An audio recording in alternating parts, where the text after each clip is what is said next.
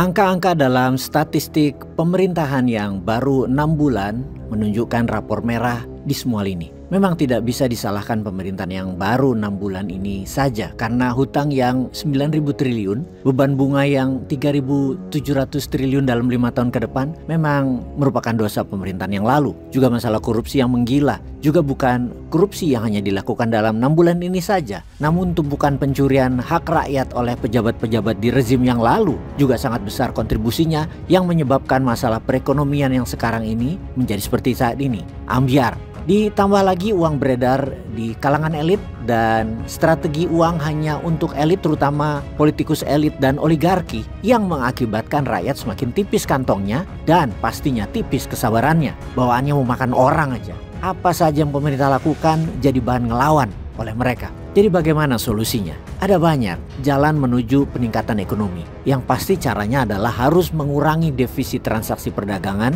agar menjadi plus. Atau ekspor harus lebih banyak dari impor. Sehingga setiap tindakan harus memperbanyak ekspor dan mengurangi impor. Jadi menumbuhkan perekonomian bisa jalur trading perbanyak ekspor. Bisa jalur produksi untuk meningkatkan nilai barang ekspor. Dengan pembiayaan printing money tentunya versi MMT. Perbanyak investasi asing di Indonesia untuk meningkatkan produk ekspor dan pengurangan impor. Dan banyak lagi strategi bernegaranya, salah satunya adalah bagaimana Indonesia harus menurunkan biaya distribusi, biaya logistik, dan biaya transportasi barang dan manusia. Biaya logistik di Indonesia itu pada tahun 2023 mencapai 22% dari PDB. Angka ini masih tinggi jika dibandingkan dengan negara ASEAN seperti Malaysia yang biaya logistiknya hanya 13% dari PDB. Biaya logistik yang menanggung adalah buyer, dalam hal ini adalah masyarakat. Kalau bisa turun dari 22 ke 13, itu sama saja menurunkan harga barang menjadi 9% lebih murah. Biaya logistik merupakan biaya yang dikeluarkan oleh suatu bisnis untuk mengelola logistiknya. Biaya logistik mencakup biaya transportasi, pergudangan,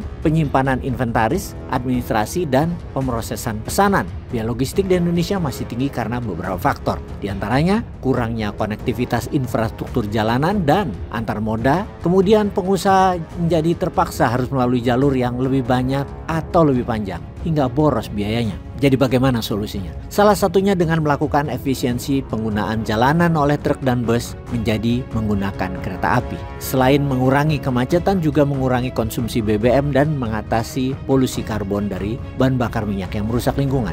Sekarang apakah harus membangun jalur kereta api yang baru? Investasi besar-besaran di perkeretaapian? Jawabannya tidak perlu. Bisa dikombinasi. Dikombinasi itu bagaimana maksudnya? Dunia transportasi kereta api itu terdiri dari 3 bagian. Bagian infrastruktur, yaitu bagian rel, jembatan, terowongan, stasiun. Itu yang pertama. Yang bagian kedua adalah bagian lokomotif, gerbong penumpang, gerbong barang. Dan yang terakhir, yang terpenting adalah bagian sinyal yang mengendalikan jadwal, pengaturan arah, pengaturan penumpang, barang kargo seefisien mungkin selama 24 jam agar penggunaan rel dan gerbong efektif hingga biaya jadi turun, murah, dan cepat. Bayangkan dengan sarana jaringan kereta api yang ada, maka pertama kali adalah pemetaan. Apa yang dipetakan?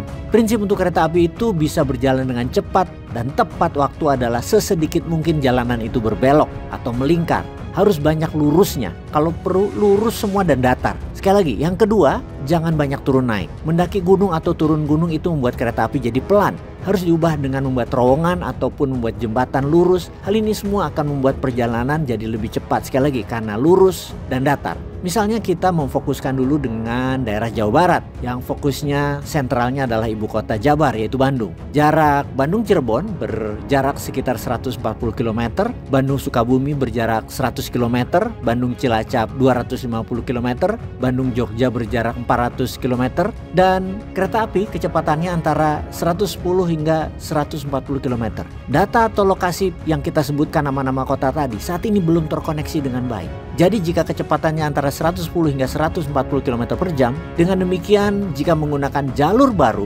kereta api akan menempuh jarak Bandung-Cirebon hanya 1,5 jam, Bandung-Cilacap tidak lebih 2,5 jam, Bandung-Jogja nggak sampai 4 jam, Bandung-Sukabumi kurang dari 1 jam. Maka Bandung sebagai ibu kota provinsi dan daerah utama Jawa Barat akan mendapatkan pertumbuhan yang luar biasa pesatnya dari perputaran roda ekonomi 24 jam dengan menggunakan perkeretaapiannya. Lalu strateginya bagaimana? Pertama, memaksimumkan sarana rel yang ada seperti Bandung Cilacap misalnya, yang saat ini menempuh jarak itu 5,5 jam, akan dirapihkan agar bisa 2,5 jam waktu tempuhnya. Lalu membuat beberapa jalur baru ke Cirebon, Bogor, Sukabumi, dan memperbaiki jalur tadi yang miring, yang curam, jadi lurus semua dengan sinyal-sinyal baru yang akan beroperasi 24 jam. Lalu bagaimana memulainya? Tentunya harus ada terobosan yang akan dilakukan, yaitu bisakah membuat Perusda KAI Jabar? Harusnya bisa berdasarkan undang-undang BUMN yang baru yang bisa membentuk Danantara, maka undang-undang BUMN ini juga bisa dipakai oleh Perusda, yaitu BUMD. Berapa investasinya?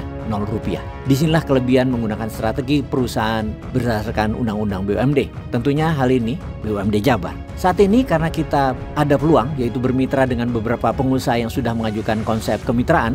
Pertama dari Euro Railway, yang kedua dari China Railway, di mana mereka yang akan melakukan semuanya. Maksudnya bagaimana? Bayangkan Anda punya sebuah hotel, lalu Anda mencari pengelola hotel, dan ada 2 yang berminat mengelola hotel Anda. Misalnya satu Kempinski, yang satu lagi adalah Grand Hyatt. Mereka masing-masing menawarkan fee 4-5% dari omset. Hotel masih milik kita, mereka hanya operator, mengelola software, dan sistem hospitality-nya. Demikian juga yang ditawarkan oleh mitra perkeretaapian tersebut. Target Jabar dan BUMD selain modal nol adalah masyarakat perjalanan yang menjadi lebih cepat, biaya transportasi harus dibuat turun hingga 50% dari biaya saat ini. Bagaimana? Gaspol, Akang Gubernur KDM. Peace.